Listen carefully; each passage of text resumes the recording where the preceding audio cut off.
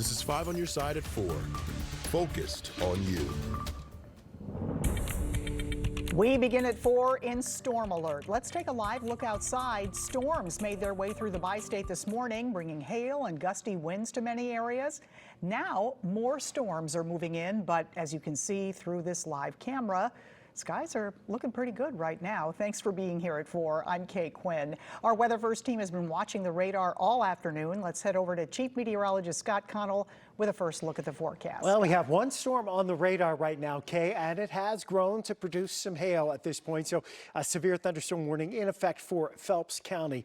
Let's get in to show you what's going on right now. There's just one storm. We think most of what we see will happen over the next 3 to 5 hours, and most of it will end up being south of St. Louis. So as we head down 44, we've watched the cell develop just around Rolla and to the south of Rolla. It is now moving off to the east and southeast. Actually, it looks like in the last couple of scans, it's lost a little bit of its hail capabilities, but you still have that severe thunderstorm warning there as the hail is crossing over Highway 72 right now. That's off to the east of Vida at this point. And this cell will hold together, probably slides across far southern portions of Crawford County during the next hour. Again, that's the only cell out there right now.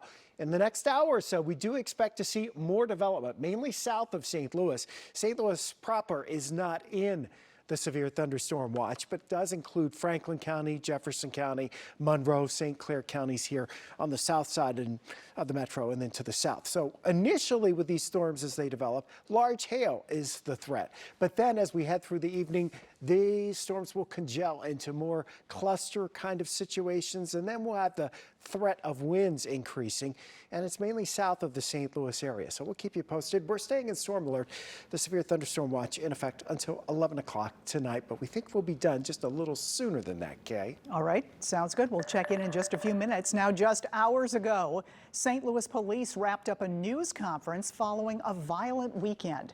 There were 11 shootings across the city in less than 48 hours. That doesn't include a deadly shooting that actually happened during the news conference.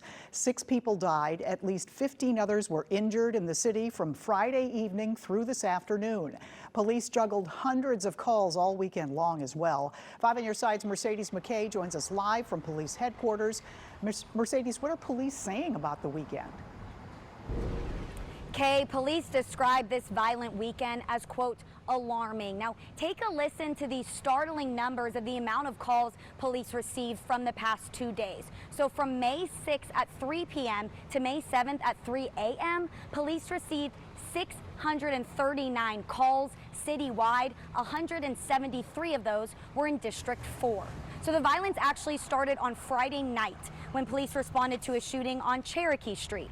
4 people were shot total and 2 died. Then, Saturday, police say it was a quiet day until they responded to calls of shots fired at the Cinco de Mayo celebration on Cherokee Street. 2 people were struck by gunfire, and thanks to video from a bystander, they're seeking a person of interest right now. Later on Saturday, police responded to a call on Destrehan Street where an attempted robbery turned deadly. 2 suspects approached the victim, all 3 exchanged gunfire, and one of the suspects died. Today in the press conference, I asked police what they are doing to ensure safety moving forward. They said they'll have more police presence starting this weekend. Our cruising and summer violence detail consists of a large contingency of officers from around the city and from our specialized units. They will be downtown, and not only also downtown, but also in the rest of the city where we're needed to reduce violence in the city. Today, police did say while they understand people's apprehensions after such a violent weekend, they said this is really unusual. They don't believe any of these incidents are connected, but as you mentioned, Kay, they didn't just respond to shootings from over the weekend. I'll have much more on that coming up at 5. Live at police headquarters, Mercedes McKay, 5 on your side. All right, thank you, Mercedes. The shootings on Cherokee Street have alarmed many in the community. Healing Oasis is next door to the bar where 2 people were killed during Cinco de Mayo festivities Friday. During the chaos, people sought shelter inside the store. You can see people running inside as those shots rang out. Another shop owner in the neighborhood says he's discouraged to see this continued violence. Unfortunately, like the rest of the country, I mean, we have a gun problem in this country where there are too many guns in the streets and too many innocent people are getting hurt. Greater St. Louis Inc. CEO also shared a statement in response to the violent crime in the city, saying in part, because violent crime impacts everyone in the St. Louis region and can be a barrier to economic growth and prosperity in our metro, we need a regional strategy to address it. 5 on Your Side's Justina Coronel has more on local reaction to these growing crime concerns coming up on 5 on Your Side at 5 and 6. We have new information today on last week's deadly pileup on I-55.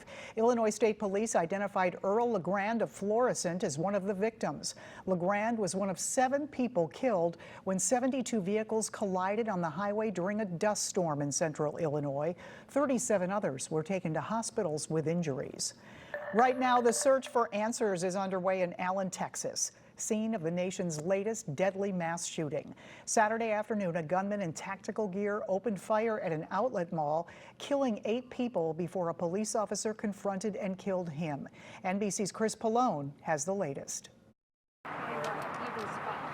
In Texas, a memorial continues to grow at the Allen Premium Outlets, the scene of the nation's latest deadly mass shooting. And now, 2 days later, as the initial shock wears off, families are opening up about those who were killed, among them 27-year-old Aishwarya Thatakonda, a native of India who lived in the area and worked as an engineer, and 20-year-old Christian LaCour, a security guard at the outlet mall. His grandmother called him a beautiful soul. Father God. Sunday night, the community paused to remember the victims, but they're left with so many unanswered questions, including the biggest, why? I heard pow, pow, pow, shooting, and everybody ran. Police say the gunman was 33-year-old Mauricio Garcia. He was armed with a rifle and pistol and had more guns and ammunition in his car.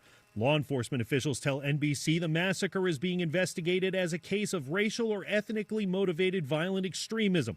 They're combing through social media posts Garcia interacted with, espousing neo-Nazi and white supremacist rhetoric. Investigators were seen searching his Dallas home over the weekend. One of the many heroes from Saturday, former police officer Steven Spainhauer, who rushed to the mall after a frantic call from his son who was working there. Spainhauer saw the carnage the gunman left behind and helped some of the victims. He says something needs to change. This is not a Democrat thing. It's not a Republican thing. It's an American problem. There have been 202 mass shootings in the U.S. this year. Saturday's was the second deadliest. 7 other people were injured in this attack. 6 of them remain in the hospital. The oldest of those survivors, 61 years old. The youngest, just 5. In Allen, Texas, Chris Pallone, NBC News.